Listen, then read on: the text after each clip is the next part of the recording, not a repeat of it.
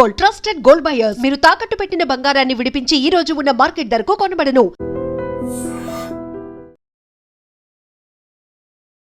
మార్కాపురం జిల్లాలో ఈ ఉదయం ఘోర బస్సు ప్రమాదం జరిగింది. ఈ బస్సు ప్రమాదంలో ఇప్పటి వరకు మనకు అందుతున్నటువంటి సమాచారం 14 మంది వరకు మంటల్లో కాలిపోయి చనిపోయారు. 14 మంది సజీవ దహనం అయిపోయారు. ఇంకా 26 మంది ఆసుపత్రుల్లో ప్రస్తుతం చికిత్స పొందుతున్నారు. వాళ్ళలో కూడా 5గురి పరిస్థితి విషమంగా ఉన్నట్టుగా సమాచారం వస్తుంది. ఈ బస్సు జగిత్యాల నుంచి, తెలంగాణ రాష్ట్రం జగిత్యాల నుంచి బయలుదేరింది, నెల్లూరు జిల్లాకు వెళ్తుంది. మార్గ మధ్యలో ఈరోజు ఉదయం సరిగ్గా 5:30 నుంచి 6 గంటల సమయం, తెల్లవారుతున్నటువంటి ఆ సమయంలో ఘోరమైనటువంటి ప్రమాదం జరిగింది. ఆ కరెక్ట్గా రాయకల్ అక్కడ పలకల క్వారీ ఉంటుంది. ఆ స్పాట్లో ఒక మలుపు ఉంటుంది. అప్ డౌన్ రెండు ఉంటాయి. ఆ మలుపు దగ్గర అటువైపు నుంచి టిప్పర్ లారీ వస్తుంది, ఇటువైపు నుంచి బస్సు వెళ్తుంది. సో బస్సు కండిషన్ మీద కూడా పెద్ద ఎత్తున ఇప్పుడు అనుమానాలు వ్యక్తమవుతున్నటువంటి పరిస్థితి ఉంది. ఎందుకంటే ఈ బస్సు కండిషన్ బాగాలేదు, ఈ బస్సు సరైనటువంటి సౌకర్యాలు లేవు, కండిషన్ కూడా ఇబ్బంది పెడుతుందని చెప్పి ఒక ప్లేస్లో ఆపేశారు.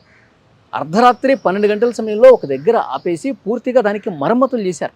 మరమ్మతులు చేసి మళ్ళీ కండిషన్ బాగుంది అని చెప్పి నిర్ధారించుకున్న తర్వాత మళ్ళీ ఆ ప్రైవేట్ ట్రావెల్స్ బస్సు ప్రయాణాన్ని ప్రారంభించింది.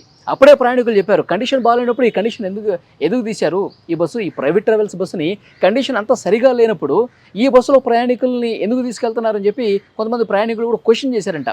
లేదు, చిన్నవి సహజంగా వస్తూ ఉంటాయి, దీన్ని సెట్ చేసేసాము, ఇప్పుడు ఎలాంటి ఇబ్బంది లేదని చెప్పి డ్రైవరు, అక్కడ అందులో ఉన్నటువంటి వాళ్ళు సిబ్బంది ఎవరైతే ఉన్నారో వాళ్ళందరికీ ప్రయాణికులకి నచ్చజెప్పి ప్రయాణాన్ని స్టార్ట్ చేశారు. కానీ ఉదయం తెల్లవారుతున్నటువంటి సమయంలో సరిగ్గా 5:30 సమయంలో ఎదురుగా వస్తున్నటువంటి ఆ టిప్పర్ లారీని చాలా బలంగా ఢీ కొట్టడంతో, ఎందుకంటే ఆ వెహికల్ ఇట్లా ఎదురుగా వస్తుంది, ఈ బస్సు కూడా ఇట్లా పోతుంది, రెండు ఎడమ వైపున వెళ్లాల్సినటువంటి ఈ వాహనాలు కుడివైపుకు వచ్చేస్తున్నాయి. కుడివైపుకి వచ్చేసి ఒక్కసారిగా బలంగా ఢీ కొట్టేసరికి మంటలు ఎగసిపడ్డాయి. మంటలు ఎగసిపెట్టిటు టిప్పర్ లారీ కూడా కాలిపోయింది, ఈ బస్సు కూడా కాలిపోయినటువంటి పరిస్థితి. ఉదయం చాలామంది ఈ ప్రమాదం జరిగినప్పుడు ఒక్కసారిగా షాక్కి గురైపోయి అసలు ఏం జరుగుతుందో అర్థం కాక, ఎందుకంటే కొంతమంది నిద్రమత్తులో ఉన్నారు, చిన్న పిల్లలను వేసుకుని ఉన్నారు, మహిళలు ఉన్నారు, వెనక భాగంలో చాలామంది ప్రయాణికులు నిద్రమత్తులోనే ఉన్నారు. వాళ్ళు బయటకు రాలిపోయారు. ముందు కూర్చున్న వాళ్ళు వెంటనే ఫాస్ట్గా దిగేశారు. అక్కడ ఉన్న కొంతమంది స్థానికులు వాళ్ళని అద్దాలు పగలగొట్టి బయటికి తీసుకొచ్చే ప్రయత్నం చేశారు. ఆలోపే చాలా వరకు మంటలు అంటుకున్నాయి. ఈ వెనకాల ఉన్న వాళ్ళు ముందుకి రాలేకపోయారు, అప్పటికే మంటలు అంటుకున్నాయి. ఈ మంటలు వెనక వైపుకి బాగా వ్యాపించి ఒక్కసారిగా ఆ మంటల్లో చిక్కుకుపోయి 14 మంది సజీవ దహనం అయిపోయారు. ఇంకా చాలామంది కాలిపోయి ఉన్నారు.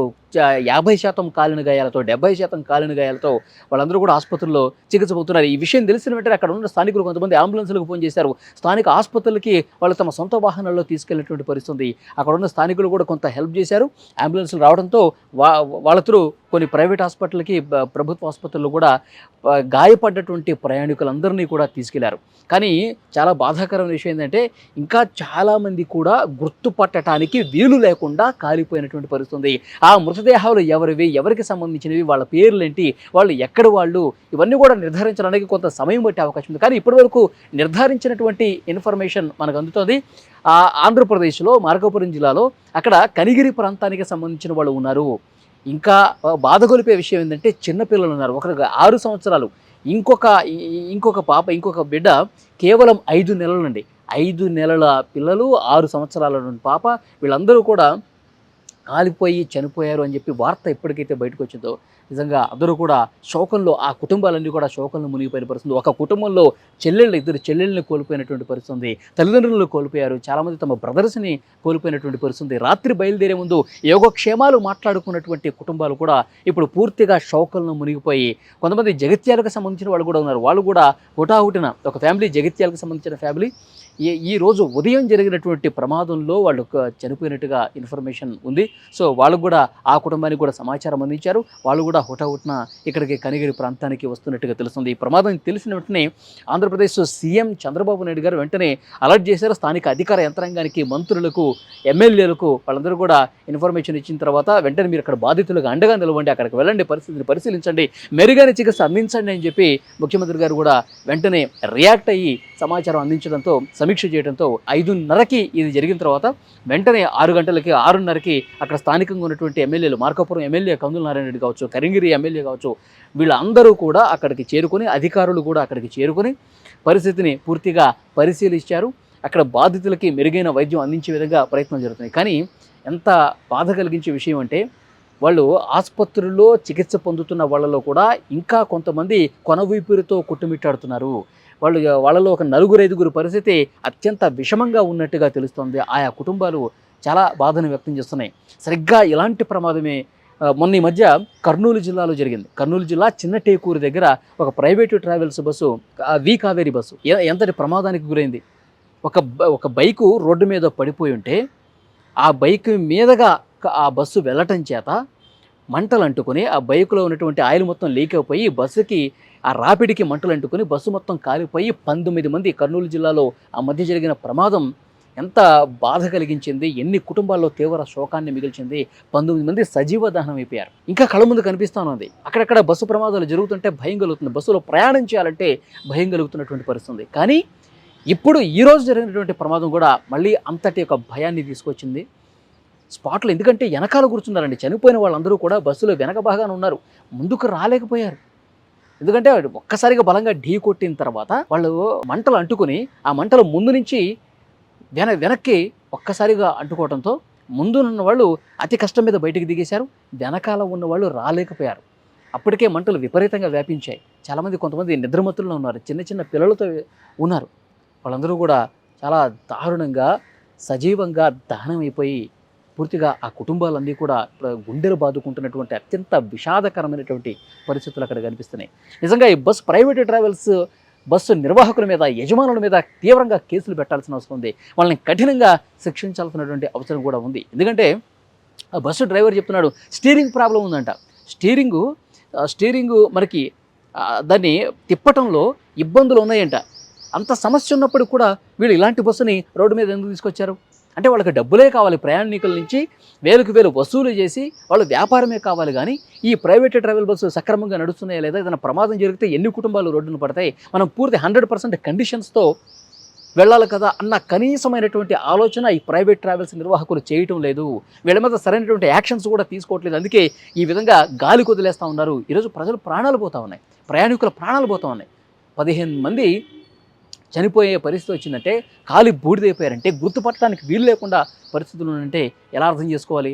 వాళ్ళు టెక్నికల్ ఇష్యూ ఉంది, స్టీరింగ్ సరిగా ఇబ్బంది ఉందని చెప్పి తెలిసినా కానీ వాళ్ళు ప్రయాణికులు తీసుకుని కొంత దూరం వచ్చారు. వచ్చిన తర్వాత అప్పుడు సమస్యను గుర్తించి ఒక దగ్గర గంట సేపు ఆపారండి.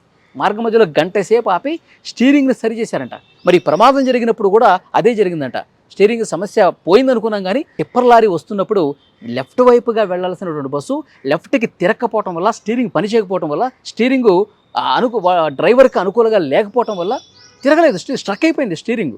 ఆ సమయంలో నిజంగా ఆ లారీ దూసుకొస్తున్నప్పుడు జాగ్రత్తగా స్టీరింగ్ని వాళ్ళు లెఫ్ట్ సైడ్కి తీసుకెళ్ళి సేఫ్గా తీసుకెళ్లాల్సినటువంటి డ్రైవర్ ఏమీ చేయలేనటువంటి ఒక నిస్సహాయ స్థితిలో ఉండిపోయి ఆ టిప్పర్ని బలంగా ఢీకొట్టడం చేత ఆయిల్ మొత్తం లీక్ అయిపోయి మొత్తం మంటలు ఎగిసిపడి 2 వాహనాలు కూడా దగ్ధమైపోయి ఈరోజు చాలా కుటుంబాల్లో తీరని బాధ కనిపిస్తున్నటువంటి పరిస్థితి. సో డెఫినెట్గా ప్రభుత్వం సీరియస్గా ఇలాంటి విషయాల మీద దృష్టి పెట్టాలి.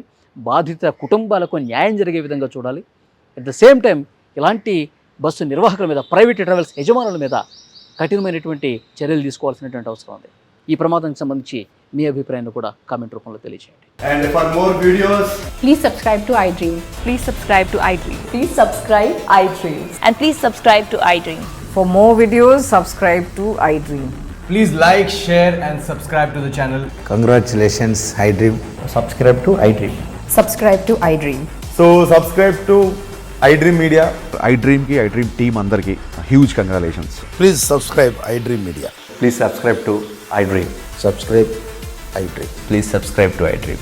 iDream అంటే నా కళల ఛానల్ను సబ్స్క్రైబ్ చేసుకున్న నోరు తిరుగుతలేదు, మీరైతే గంట గుర్తు కొట్టండి. For more such videos, please subscribe to iDream. Subscribe to iDream. Please subscribe to iDream. Please subscribe iDream Media. Please do subscribe to iDream. Please subscribe to iDream Media. For best entertainment and information, please subscribe iDream. And don't forget to subscribe to iDream.